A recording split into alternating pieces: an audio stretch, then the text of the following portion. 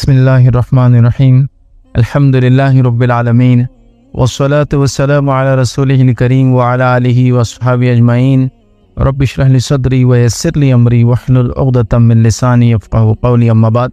तमाम तारीफ़ें उस अल्लाह अज़्ज़ व जल के लिए लायक़ व ज़ेबा है जो तमाम जहानों का बनाने वाला और उसे पालने वाला है, और दरूद व सलाम उसके आखिरी नबी मुहम्मद सल्लल्लाहु अलैहि वसल्लम पर। और जब नबी अकरम सल्लल्लाहु अलैहि वसल्लम इस दुनिया से गए, मुहर्रम ख़ासतौर से आशूरे का जो दिन था उसमें रोज़ा रख के नबी अकरम सल्लल्लाहु अलैहि वसल्लम ने शुक्राना अदा किया था और मुसलमानों को भी इसका हुक्म दिया था। उस खुशी में, जिस खुशी में कि यहूदी भी जो है उस दिन ईद मनाते थे, और वो थी कि मूसा अलैहिस्सलातु वस्सलाम को अल्लाह रब्बुल इज़्ज़त ने इस दिन जो है फ़िरौन से और उसके जुल्म से नजात दी थी। बल्कि न सिर्फ नजात दी थी, रिवायत में तो ये भी आता सही मुस्लिम की कि उस दिन फ़िरौन भी गर्क हुआ और उसकी कौम के जालिम लोग भी गर्क हुए थे, याद रखिए। तो बहरहाल जब नबी अकरम सल्लल्लाहु अलैहि वसल्लम दुनिया से गए तो एक तरह से ये खुशी का दिन था, याद रखिए, खासतौर से आशूरे का दिन। फिर हमने देखा था जो मुहर्रम के ताल्लुक से कि मुहर्रम जो है उसके अंदर आशूरा आता है, उसकी 10 तारीख है, उसके रोज़े के ताल्लुक से कुछ बातें रखी। उसके बाद हमने देखा था कि मुहर्रम का जो महीना, याद रखिए, वो हुर्मत वाला महीना है, ठीक है। इसी के साथ साथ वो जो है अल्लाह ताला का जो महीना है, नबी अकरम सल्लल्लाहु अलैहि वसल्लम फरमाया कि मुहर्रम जो है ये अल्लाह ताला का महीना है, वो हमने देखा था, याद रखिए। इसी तरह हमने देखा था, याद रखिए, जो एहतराम वाले महीने हैं, मोहतरम महीने हैं, हुर्मत वाले महीने हैं, उसके अंदर मुहर्रम सबसे अफजल, याद रखिए, महीना है, ठीक है। इसके अंदर नबी अकरम सल्लल्लाहु अलैहि वसल्लम कसरत से रोज़े रखते थे, ये बात भी हमने देखी थी, याद रखिए, और बहुत ज़्यादा रोज़े रखते थे। मैं ये नहीं कहूँगा कि पूरे माह के, पूरे महीने के, बट मैक्सिमम बहुत ज़्यादा रोज़े आप रखा करते थे। तो लिहाजा कोशिश करनी चाहिए हम भी इस महीने में ज़्यादा से ज़्यादा जो है रोज़े रखें। अब आइए आगे बढ़ते हैं और कुछ बातें और देखते हैं इस महीने के फ़ज़ाइल के ताल्लुक से, और कुछ बातें जानने की कोशिश करते हैं। तो मुहर्रम में याद रखिए आशूरे का दिन है, याद रखिए, और आशूरा याद रखिए एक अहम दिन है, याद रखिए। कुछ रिवायतों के मुताबिक, जिसमें से एक सही मुस्लिम की रिवायत है, नबी अकरम सल्लल्लाहु अलैहि वसल्लम ने इस महीने को या इस दिन को जो है अल्लाह की तरफ से मोहतरम करार दिया, याद रखिए। तो गोया ये जो दिन है खासतौर से आशूरे का, ये बड़ी अहमियत का हामिल दिन है, याद रखिए। और इसके पीछे एक वाक़या भी इंशाअल्लाह हम देखेंगे। तो इस दिन का हमें कोशिश करना चाहिए कि हम रोज़ा रखें। नबी अकरम सल्लल्लाहु अलैहि वसल्लम फरमाया कि जो शख्स इस दिन का रोज़ा रखेगा, मुझे अल्लाह से गुमान है कि अल्लाह ताला इसके पिछले साल के गुनाह माफ़ कर देगा। और याद रखिए जो रिवायतों के अंदर इस तरह के अल्फाज आते हैं, जैसे कि ज़ुल्हिज्जा के अंदर जो है जो एक रोज़ा रखेगा वो 2 साल के गुनाहों का कफ़ारा है। यहाँ जो एक रोज़ा रखेगा वो जो है, या 2 रोज़े 9, 10 और 10, 11 का, तो वो जो 1 साल के गुनाहों का कफ़ारा है। इसी तरह रिवायतों में आता है एक नमाज से दूसरी नमाज के बीच के गुनाह मिट जाते हैं। इसी तरह रिवायतों में आता है एक जुमा से दूसरे जुमा तक इंसान अमल करे, गुनाह उसके मिट जाते हैं, ठीक है। इसी तरह रिवायतों में आता है जब इंसान वजू करता है तो उसके गुनाह धुल जाते हैं। ये तमाम रिवायतों का मामला ये है कि ये सब के सब सगायर के ऊपर होती है, सगीरा गुनाहों पर है। कबीरा गुनाह बगैर तौबा के माफ़ नहीं होते, याद रखिए। और इसके अंदर ख़ास तौर से अगर वो इंसानों का इसमें मामला था, हुकूकुल इबाद का मामला था, उनसे भी तौबा के बगैर नहीं होते, याद रखिए। तो अगर अल्लाह के मामले में आपने गुनाह कबीरा किया, शिर्क हो गया, बिदत हो गया, कोई गलत काम कर दिया, तौबा कर ले, तो अल्लाह का मामला। लेकिन बंदे अगर आ जाए तो अल्लाह से भी तौबा है और बंदों से भी माफ़ी हो जाती है, फिर याद रखिए। तो ये भी उसका एक एडिशनल पार्ट हो जाता है जब हुकूकुल इबाद के अंदर तौबा का मामला आता है। बहरहाल तो तमाम 1 साल के सगीरा गुनाह हमारे इससे इंशाअल्लाह अज़ीज़ माफ़ हो जाएंगे। तो हर किसी को चाहिए कोशिश करे कि ये रोज़ा रखे। रिवायतों के अंदर यहाँ तक आता है कि लोग जो है बच्चों को अपने ये रोज़ा रखवाते, अपने छोटे छोटे बच्चों को मदीना के अंदर रोज़ा रखवाते, और इस रोज़े को रखवाने से पहले वो जो है कॉटन की, कपास की जो गुड़िया वगैरह बना लेते। और फिर वो कहती है कि जब बच्चे रोज़ा रखते और कभी जिद करते खाने की, तो हम ये गुड़िया वगैरह उनको खेलने के लिए दे देते ताकि वो इससे मशगूल हो जाए और रोज़े को कंटिन्यू करे। इससे एक बार पता चली कि सहाबा अपने बच्चों को आदत डालने के लिए रोज़े रखवाते थे, हालांकि वो छोटे होते थे, मतलब ये बालिग नहीं हुए। रोज़ा तो बालिग होने के बाद फ़र्ज होता है, लेकिन आप खुद सोचिए क्या बालिग होते ही वो सारे रोज़े रख सकता है? नहीं है, पहले से कुछ ना कुछ प्रैक्टिस ज़रूरी है। जैसे कि रमज़ान को ले लीजिए, एक बच्चे के लिए फिर ज़रूरी है कि रमज़ान के रोज़े रखें, लेकिन रमज़ान का रोज़ा क्या वो अचानक रखेंगे? नहीं। तो आपको छोटी उम्र से, छोटी से मुराद बहुत छोटे बच्चों को मैं नहीं कह रहा हूँ, लेकिन ऐसी उम्र से इसमें समझदारी रखता है, अभी नमाज को मस्जिद आ रहा है, समझ लीजिए 7 साल में तो हदीस में बच्चों को मस्जिद लाओ, है ना, 10 साल की ना है तो मारो। तो 7 साल से आप कुछ रोज़े शुरू कर सकते हैं, 1, 2, 3, 5, 10, है ना। उसके बाद जब वो बालिग हो जाएगा तो इंशाल्लाह इस पूरे रखेंगे। तो यहाँ सहाबा की जो अमल है, जो प्रैक्टिस बता रही है कि वो छोटे बच्चों को भी रोज़ा रखाते ताकि उनको आदत हो। हालांकि उन पर रोज़ा फ़र्ज नहीं होता, और वैसे भी मुहर्रम का रोज़ा तो फ़र्ज था भी नहीं, याद रख, लेकिन आदत के लिए और उसमें वो मशगूलियत के लिए उनको खिलौने वगैरह जो है कुछ कपड़े की या कपास की बना देती, ताकि वो जिद करते जब खाने की उनको याद आती तो वो उनको दे देते, फिर वो खेल में लग जाते और इस चीज़ को भूल जाते, याद रखिए, कि रोज़ा है। तो ये आदत दिलाने के लिए था, याद रखिए। तो इससे पता चला कि रोज़ा अहमियत का हामिल है, और सहाबा खुद भी रखते थे और अपने बच्चों को भी रखाते थे, याद रखिए। तो जो शख्स सेहत पाए, हालात उसके लिए दुरुस्त हो, मैसर हो, तो वो ज़रूर जो है 10 का रोज़ा रखे। और नबी अकरम सल्लल्लाहु अलैहि वसल्लम ने ये हुक्म दिया और हदीस में फरमाया था, अगर मैं जिंदा रहा, ठीक है, तो मैं आने वाले साल से, चूंकि आपने ये रोज़ा रखा तो आपको बताएगा यहूद भी ये रोज़ा रखते हैं, तो आपने कहा अगर मैं जिंदा रहा तो आने वाले साल में 9 का भी रोज़ा रखूंगा, याद रखिए। जो शख्स मुहर्रम का 10 का रोज़ा रखे उससे पहले या उसके एक दिन बाद का भी रोज़ा उसमें इजाफा कर ले, याद रखें। तो लिहाजा हमें भी चाहिए कि हम 9-10 का रखें। हमारे इलाके के अंदर 10-11 बहुत मशहूर और मारूफ है, बहरहाल 10-11 रखना चाहे 10-11 रखें, लेकिन 9-10 का रखें, ठीक है, तो ये अच्छा है। अगर किसी वजह से आपका एक ही रोज़ा हो, दूसरा रोज़ा ना रख पाए, या ना पहले का रख पाए ना बाद का रख पाए, तो एक रोज़ा भी इंशाल्लाह जिस काफ़ी, याद रखें। 2 ज़रूरी नहीं है, लेकिन जो रख सकता है वो 2 ज़रूर रखिए, याद रखें। और अगर कोई शख्स ना ही रख पाए किसी वजह से, सफ़र है और बाकी चीज़ें जिसमें आपको तो बीमारी है, रमज़ान का रोज़ा भी आप छोड़ सकते हैं, लेकिन उसकी क़ज़ा होती है, इस रोज़े की क़ज़ा नहीं होती, याद रखिए। लिहाजा वो छोड़ना भी चाहे किसी वजह से तो शरई उज़र से बिल्कुल छोड़ सकता है, वो गुनाहगार इसकी वजह से नहीं होगा। रखेंगे तो सवाब का मुस्तहिक़ होगा, सगायर उसके माफ़ होंगे, और अगर सगीरा गुनाह ना होंगे तो उसको अजर मिलेगा उस चीज़ का कि उसने जो है रोज़ा रखा है, याद रखें। तो लिहाजा हम कोशिश करें कि इस रोज़े को ज़रूर रखें, याद रखें, ठीक है। इसी के साथ साथ याद रखिए, आइए उस वाक़े की तरफ बढ़ते हैं जिस वाक़े की वजह से अल्लाह के रसूल सल्लल्लाहु अलैहि वसल्लम ने ये रोज़ा रखा। और जो मैंने बात बयान की थी कि ये जिस नबी अकरम सल्लल्लाहु अलैहि वसल्लम जब दुनिया से गए, इस रोज़े को आपने शुक्राने में रखा पिछले उम्मत के लिए, याद रखिए, मूसा अलैहिस्सलाम की कौम के लिए, कि अल्लाह ने उनको नजात दी थी, याद रखिए। तो ये वाक़या यूँ था कि नबी अकरम सल्लल्लाहु अलैहि वसल्लम जब जो है मक्का के अंदर भी, याद रखिए, मुशरिकीन मक्का इस दिन की हुर्मत करते और इस दिन रोज़ा रखा करते थे। मुशरिकीन किस वजह से वो रिवायतों में नहीं आता है, लेकिन जब आप मदीने आए तो मदीने के अंदर यहूद और नसारा भी इस रोज़े को रखते थे, याद रखें। बल्कि उस दिन उनकी औरतें खुशियां मनाती, जेवरात पहनती, नए कपड़े पहनते, एक तरह से ईद का दिन था उनके लिए। तो जब उनसे पूछा गया कि ये इस तरह से क्यों मनाते हैं, तो उन्होंने कहा कि इस दिन अल्लाह रब्बुल इज्जत ने मूसा अलैहिस्सलाम को फिरौन से नजात दी थी, लिहाजा हम शुक्राने के अंदर ये रोज़ा रखते हैं। तब नबी अकरम सल्लल्लाहु अलैहि वसल्लम ने फरमाया था, हम मूसा पे ज्यादा हक रखते हैं इन यहूदियों से, लिहाजा हम भी इस रोज़े को रखेंगे। फिर आप रोज़ा रखते रहे, और उसके बाद आपने आखिर वक्त ये बयान किया था कि अगर मौका मिला तो अगले साल से मैं जो है 2 रोज़े रखूंगा, लेकिन आप 2 रोज़े नहीं रख पाए, आप एक ही रोज़ा रखते अपनी जिंदगी में, याद रखें। बहरहाल, तो इससे पता चला कि ये खुशी का दिन था और वो किया गया।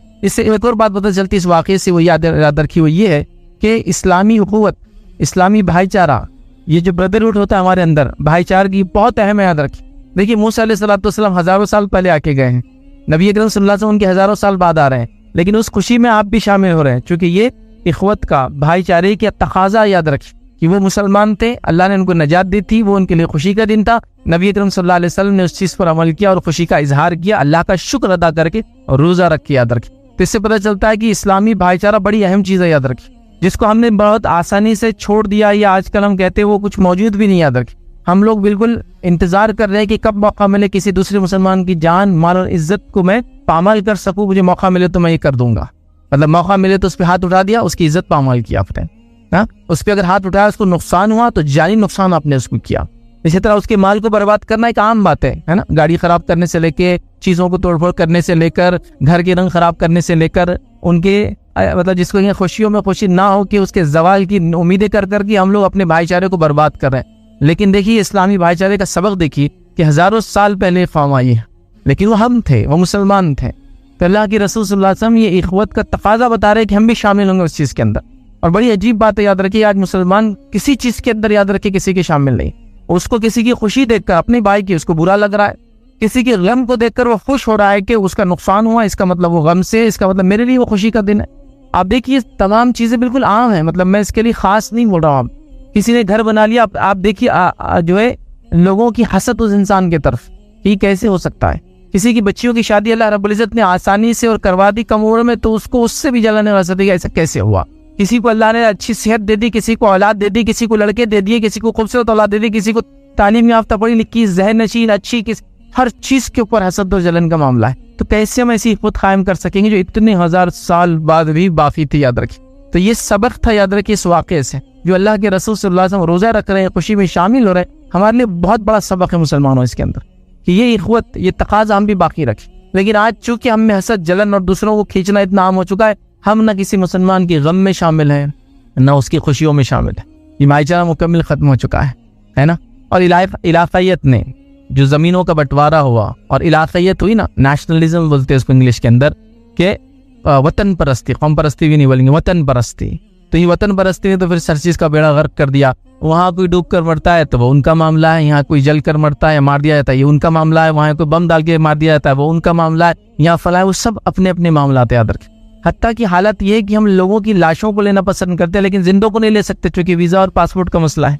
ये मुस्लिम वाले की बात कर रहा हूँ। आपने ये हालत देखी है ना, आपने हालत देखे शाम के अंदर जो जंग हुई उसके बाद लोग जाकर तुर्की के साहिलों से टकरा कर मरे, लेकिन लिया नहीं गया, लाशों को दफनाया गया, लिया नहीं गया।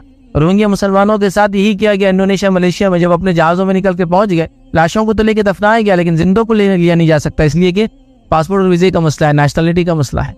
तो ये सब चीजें आप बहरहाल देख सकते हैं। तो वो इख़्वत, वो भाईचारा, वो मोहब्बत, वो लगाव वो खत्म हो चुका है जो ईमानी बुनियादों पे होता है, याद रखें। आज वो खत्म हो चुका है जिसके नतीजे में कौम बोरदा हो चुकी है, कौम हल्की हो चुकी है, कौम का खून हल्का हो चुका है और दुश्मन के लिए आप पर हमला करना आसान हो चुका है। मैं आपको एक मिसाल देता हूँ, एक घर में 10 नहीं सिर्फ 2 भाई हो, 10 बहुत बड़ी मिसाल है, 2 भाई हो और इत्तेहाद के साथ रहते हो तो किसी की मजाल नहीं, पूरे मोहल्ले में उनके ऊपर आंख उठा कर देंगे। सिर्फ 2 भाइयों की मिसाल दे रहा हूँ लेकिन इत्तेहाद पे रहते हैं। लेकिन 10 भाई हो और इत्तेहाद पे ना हो तो आप देखिए हर भाई को गुलाम बना के इस्तेमाल किया जा सकता है क्योंकि दूसरा खुश हो रहा है। जिसकी दूसरी मिसाल मैं आपको दे सकता हूँ कि एक जंगल है, उस जंगल में समझो 4 सांड है, बुल है, मेल है, होता है ना किसी भी उसका ऐसा कि जानवर के अंदर बैल ले लीजिए आप या भैंसा ले लीजिए, वो बुल होता है, मेल बोलते हैं उसको। 4 सांड है। अब शेर देखता है चारों को एक साथ नहीं खा सकता। आपने देखा ना जब सांड पे जो शेर हमला करता है बफेलोस के ऊपर जंगली, वो मार देते हैं उसको कभी कभार। वाकयात देखिए इंटरनेट पे आपको मिलेंगे वीडियो, शेर को मार दिए ना भैंसों ने, तो वो देखता है कि नहीं मैं तो इन पे अटैक नहीं कर सकता, तो वो क्या करता है 3 से मुशावरत करता है, मशवरा करता है और कहता है तुम 3 बहुत अच्छे लोग हो, मुझे खाली इसको सजा देने का मौका दो, जो चौथा है वो ठीक भी नहीं है और फला है, तुमसे फला है। 3 बोलते हैं अच्छा ठीक है तुम उनसे बदला ले लो, फिर वो एक को खा लेता है। अब बचे कितने? 3 सांड बचे।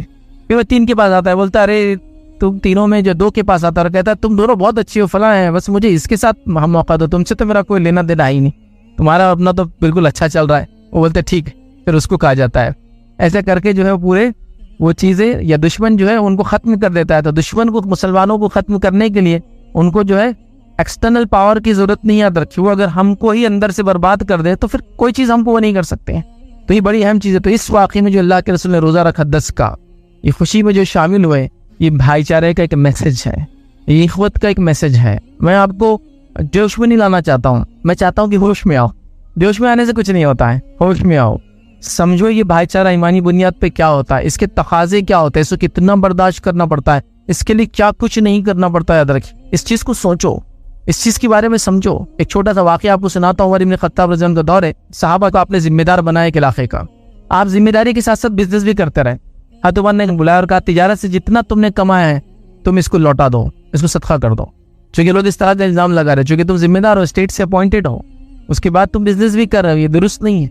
तो फिर हज़रत उमर के कहने पर उस सहाबी ने लौटा दिया। तो लिहाजा ये सब मिसालें हैं, मतलब भाईचारगी की ये ऐसी मिसालें हैं जिसको आप ये हम समझ भी नहीं सकते।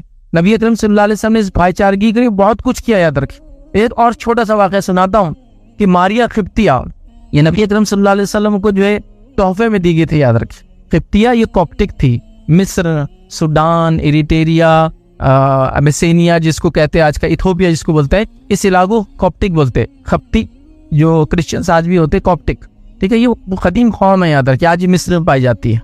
तो बहरहाल वो खप्तिया थी, मारिया खिब्तिया उनका नाम इसीलिए पड़ा। तो नबी अकरम सल्लल्लाहु अलैहि वसल्लम ने सहाबा से कहा था कि तुम जब इजिप्ट पे, मिस्र पे जो अटैक करोगे तो फला कबीले से मारिया ताल्लुक़ रखती है, तो उसका लिहाज रखना। आमिर बिन आस रज़ियल्लाहु अन्हु का ज़माना है, आप उमर इब्न खत्ताब की तरफ से अपॉइंट किए गए कि आप जाएंगे मिस्र के लिए, फातुह मिस्र आप कहलाते हैं। जब मिस्र को फतेह किया और ख़ासतौर से इस इलाके को फतेह किया जहाँ मारिया खिब्तिया थी, जहाँ की थी, तो कहा इन लोगों के साथ कोई बदसलूकी नहीं की जाएंगी, इन लोगों के साथ नरम मामला किया जाएगा, इनके साथ फुला किया जाएगा, चूँकि ये नबी अकरम सल्लल्लाहु अलैहि वसल्लम के रिश्तेदारों में से, मतलब चूँकि वो इलाके की थी, आपने इलाके वालों को तरजीह दी कि उन पर जुल्म मत करना। अंदाज़ा लगाइए आप, मतलब एक खातून जहाँ से थी जिनसे आपको औलाद हुई, आपने उस इलाके से कहा उनके साथ अच्छाई का मामला करना, और नबी के अलावा कोई नहीं कर सकता है। तो ये भाईचारे का मैसेज और पैगाम था हमको, लेकिन बहरहाल हम इस पैगाम को भूल कर न जाने किस रविश और किस उस पर लग गए। तो ये जो वाक़या था अल्लाह के रसूल का रोज़ा रखना मैं बताना चाह रहा था, ये बड़ी नसीहत लेकर हमारे लिए आया है कि हम भी ऐसी इख़्वत, ऐसे भाईचारे को तरजीह दें और मुसलमानों की आपसी मोहब्बत को कभी ख़त्म ना होने दें।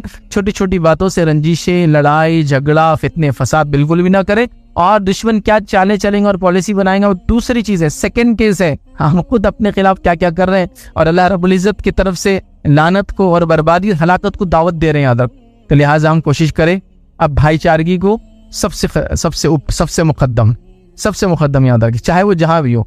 ये तो मुसलमान गुजर चुके याद रखें, हजारों साल पहले गुजर चुके थे मूसा अलैहिस्सलाम और उनकी कौम, और अल्लाह के रसूल का उनसे मोहब्बत का इजहार करना इस तरह से, ये हमारे लिए दलील है कि जिंदों के साथ कितना अच्छे अमल की जरूरत है जब गुजरे हुए लोगों के साथ ये अमल किया गया।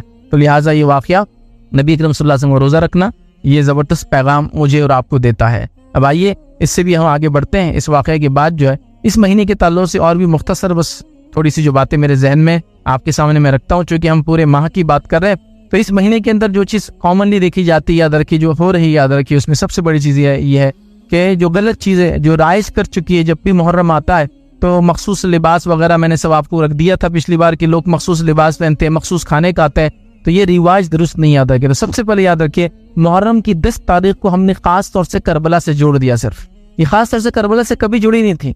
जब नबी अकरम सल्लल्लाहु अलैहि वसल्लम दुनिया से गए, शरीयत मुकम्मिल हो गई, तब तक ये मूसा अलैहिस्सलाम से जुड़ा था वाकया। ये 10 की तारीख मूसा अलैहिस्सलाम से जुड़ी थी। जब शरीयत मुकम्मिल हो गई, अब कोई भी वाकया, कोई भी सानिया, कोई भी गम, कोई भी खुशी न ईद के अंदर तीसरी ईद ऐड कर सकती है, न जो दिन नबी अकरम सल्लल्लाहु अलैहि वसल्लम ने बता दिया उसके अंदर कोई चीज की तब्दीली ला सकती है। तो नबी अकरम सल्लल्लाहु अलैहि वसल्लम ने शुक्राने में रोजा रख के खुशी मनाई। अब ये दिन गम का कभी नहीं हो सकता याद रखिए, वाकयात होते रहेंगे। अब बड़े से बड़े शख्सियत का, चाहे वो अबू बकर सिद्दीक क्यों ना हो, उनकी वफात भी जो है तब्दीली नहीं ला सकती। अच्छा आप सोचिए, खुद अली इब्न अबी तालिब रज़ियल्लाहु अन्हु, इनको भी तो जो है इनके भी इंतकाल हुआ, इनकी भी शहादत हुई, इनके ऊपर क्यों नहीं वो दिन को मना रहे हैं? एक मखसूस दिन को जिसमें खुशी मनाएगी, जिसका हुक्म किया गया, उसको क्या किया गया? तो मैंने आपको पिछली बार बताया था, मुसलमानों को उनके आबा और अजदाद असलाफ की वफात पर ये गम के नाम पर खुशी मनाने का एक सिस्टम था, जो खास तौर से यहूद और नसारा की एक चाल थी, और मुसलमान उसमें सबके सब फंसे। 10 मुहर्रम गम का दिन है, लेकिन आमान पूरे खुशी के, नए कपड़े पहने जा रहे, बाजार और मेला लग रहा है, बच्चे खुशी मना रहे, रोट और चोंगे खाए जा रहे, शरबत और मांडे वो किए जा रहे हैं, और आप बोल रहे गम का है। किसने गम पे ऐसा किया? मुझे तो नहीं मालूम गम के ऊपर कोई ऐसी खुशी मनाता है ना। 22 रजब को भी एक अमाल किया जाता कूड़ने के नाम से। उस दिन अमीर मुआविया की शहादत हुई थी, और अमीर मुआविया अमीर थे, और आपने बहुत आयरन फिस्ट जिसको बोलते हैं ना, एकदम मजबूत हाथ से जो कंट्रोल किया था, हर किस्म की फितने फसाद को कुचल दिया था। अब खुशी मनाने वाले को एक ही तरीका खुशी मनाने का, वो था छुप के।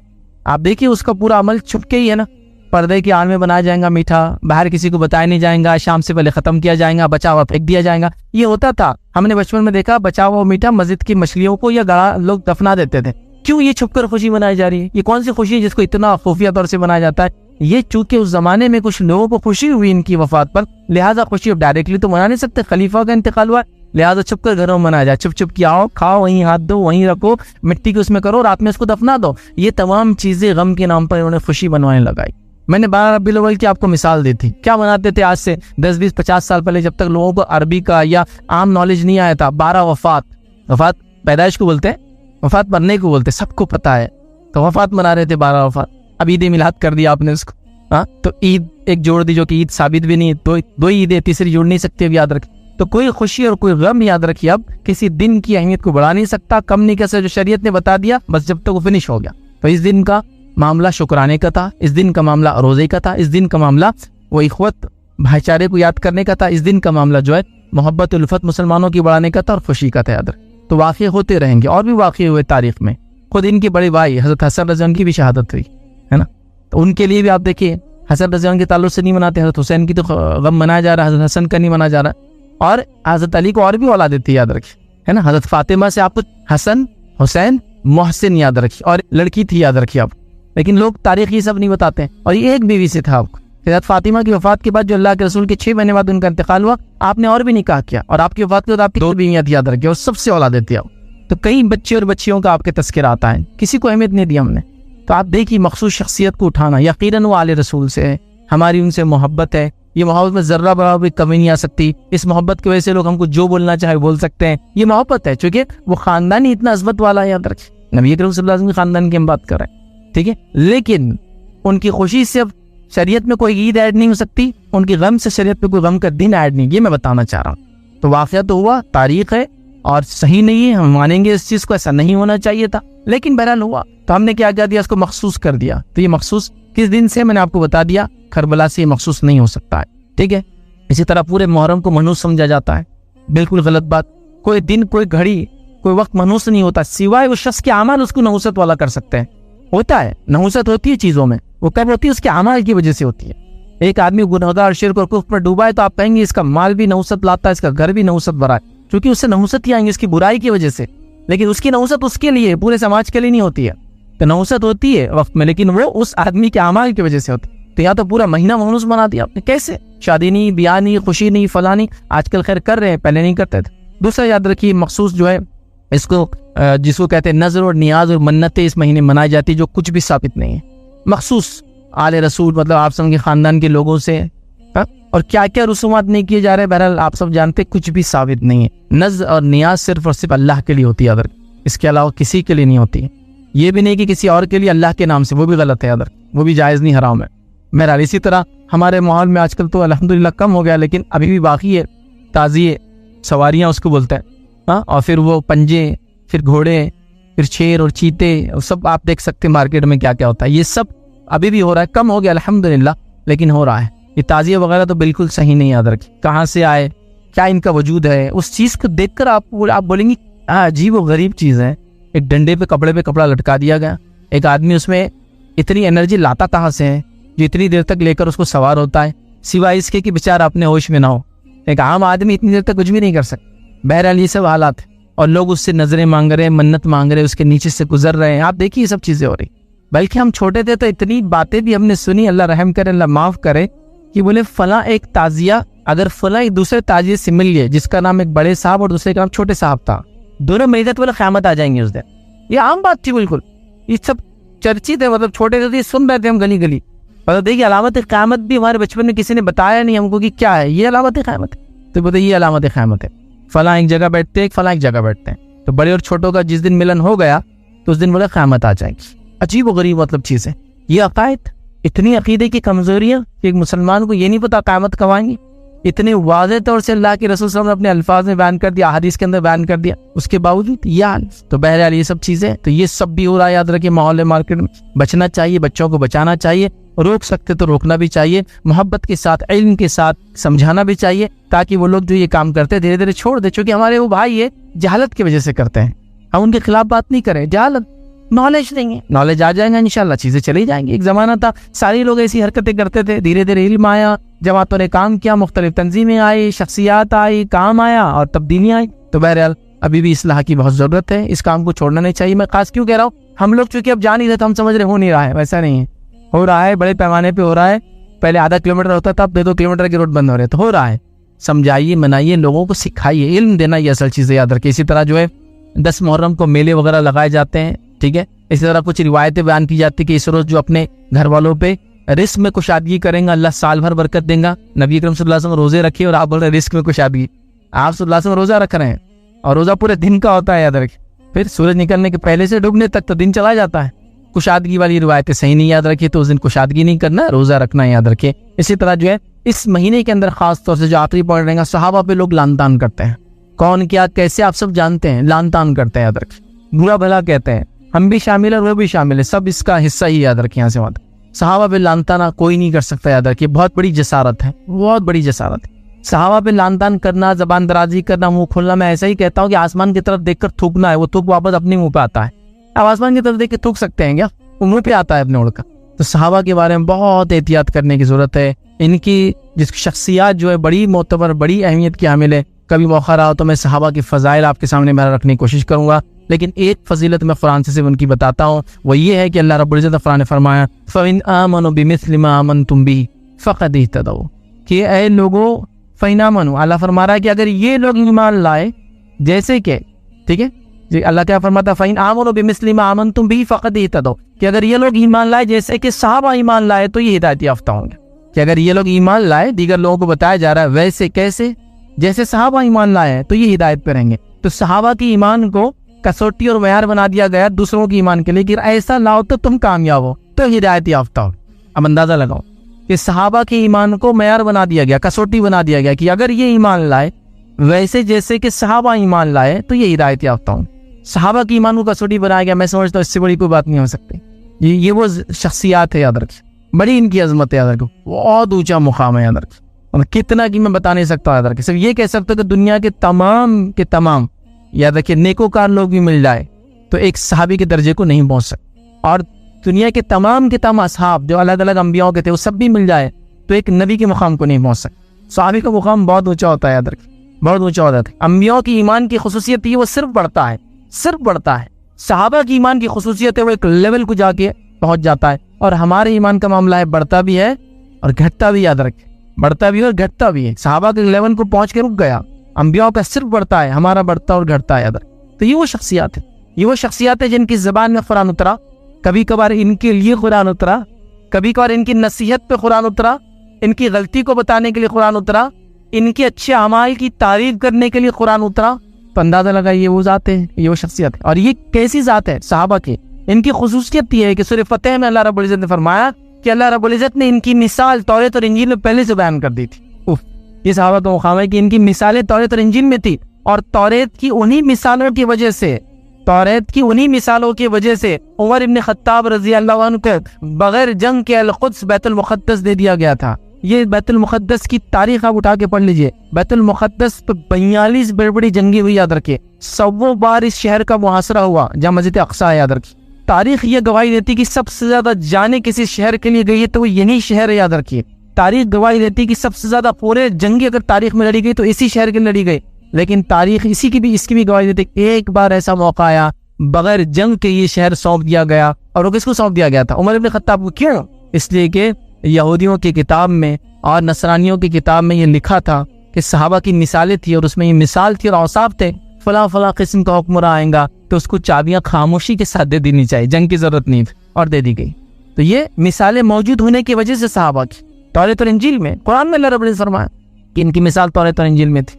तो अंदाजा लगा ये वो ज़ातें और शख्सियत हैं। तो कभी भी याद रखिए, समझ के रहना इस मामले में। कभी भी किसी के बारे में मुंह उठा दिया आम लोगों के बारे में, वो भी गुनाह है। सहाबी के बारे में तो फिर तो ईमान का मामला है, क्योंकि सहाबा से मोहब्बत ये दीन है, इस्लाम है और ये ईमान है, याद रखिए। इनसे बुग़्ज़ और नफरत, याद रखिए, ये निफाक है, ये गुनाह है, याद रखिए, और ये कुफ्र तक भी ले जाता है, याद रखिए। तो लिहाजा बहुत एहतियात की ज़रूरत है सहाबा की शख्सियत का जहाँ मामला है। तो लिहाजा इस महीने में लोग बड़ा सहाबा को लानतान करते हैं। मैं कहूँगा ये जसारत, ये गलती मत करना कभी। ये बहुत मतलब जिसको कहेंगे ना दुनिया और आखिरत बर्बाद करने वाला अमल है। तो बहरहाल चंद बातें थी जो मुहर्रम के ताल्लुक़ से, इस माह के ताल्लुक़ से मैंने मुनासिब समझी आप तमाम के सामने रखूँ। अल्लाह रब्बुल इज़्ज़त से दुआ है कि अल्लाह सुब्हान तआला हम तमाम को दिन की सही समझ अता फरमाए और उसके मुताबिक अमल करने की तौफीक अता फरमाए। अल्लाह रब्बुल इज़्ज़त हमें इस चीज़ की तौफीक देखें, हम उसकी किताब को पढ़े और उसको समझे, उसके पैगाम को अपनी ज़िंदगियों में लागू करें और इस पैगाम को इंसानियत तक पहुँचाएं। अल्लाह रब्बुल इज़्ज़त हमें अपनी नस्लों को जो है किताब और सुन्नत पर कायम रखने वाला जो बनाए। अल्लाह रब्बुल इज़्ज़त जो तंगदस्त है, परेशान हाल है, मुसीबत ज़दा है, बीमार है, उन तमाम की मुश्किलों को, बीमारियों को, मुसीबतों को जो है दूर करे। अल्लाह रब्बुल इज़्ज़त उम्मत मुस्लिमा को अपना जो है खोया वक़ार, इज़्ज़त और मर्तबा दे। अल्लाह रब्बुल इज़्ज़त तक हमें ज़िंदा रखे, ईमान और इस्लाम पर ज़िंदा रखे, खात्मा ईमान पर हो। आखिर दावाना अल्हम्दुलिल्लाहि रब्बिल आलमीन। सुब्हान रब्बिका रब्बिल इज़्ज़ति अम्मा यसिफून व सलामुन अलल मुरसलीन वल्हम्दुलिल्लाहि रब्बिल आलमीन। अस्सलाम वालेकुम। आप भी हमारे इस काम में ताउन करें अपनी ज़कात और सदक़ात के जरिए। डोनेशन डिटेल्स के लिए डोनेट पर क्लिक करें। अगर आपको हमारे वीडियोस पसंद आए हैं तो इसे शेयर करें और सबके हकदार बने। रोजाना हमारी वीडियोस को पाने के लिए हमारे YouTube चैनल को सब्सक्राइब करें और बेल आइकन दबाएं। हमसे दीगर सोशल मीडिया पर जुड़ने के लिए वीडियो में दिए गए आईडी को सर्च करें। जज़ाकल्लाह।